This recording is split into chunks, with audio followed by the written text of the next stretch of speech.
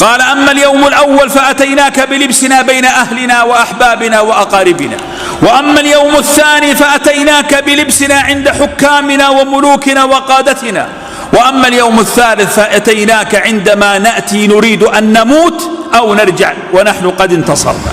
فقال ماذا تريدون؟ قال إن ملكنا قد أقسم، أي قتيبة، ألا يرجع من أرضكم إلا بعد أن يطأ أرضكم ويختم على رقاب ملوككم وتدفعون الجزية عن يد وأنتم صاغرون. انظر إلى العزة، من يتكلم مع من؟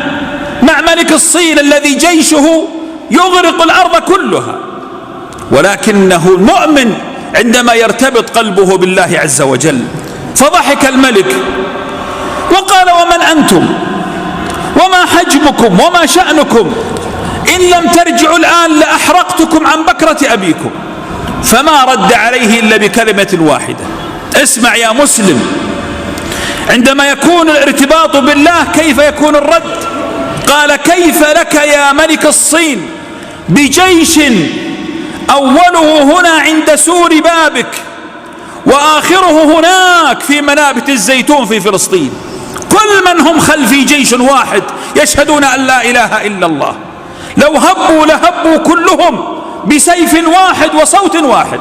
فارتج الملك وعلم أن هناك حق، ووالله لن يحترم الناس أمة ضعيفة ولن تحترم إلا أمة قوية. فقال ماذا يريد ملككم؟ قال أقسم أن يطأ أرضكم. قال أحضروا الصحون من الذهب وضعوا فيها شيء من تراب الصين واذهبوا به ليبر بقسمه. قال ثم ماذا؟ قال ويختم على رقاب ملوككم. قال أرسلوا له بعض غلماننا ليختم عليهم. قال ثم ماذا؟ قال أن تدفع الجزية عن يد وأنت صاغر. ووالله استمرت الصين تدفع للأمة الإسلامية الجزية سنين طوال لما كنا أمة الإسلام الحق.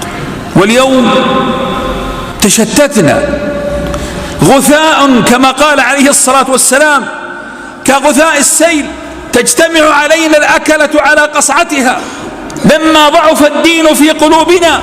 ولكن لا يا كرام، إن تنصروا الله ينصركم، والله قال وكم من فئة قليلة غلبت فئة كثيرة بإذن الله والله مع الصابرين. ولو تأملت في تاريخ الأمة الإسلامية لما وجدت أن هناك معركة واحدة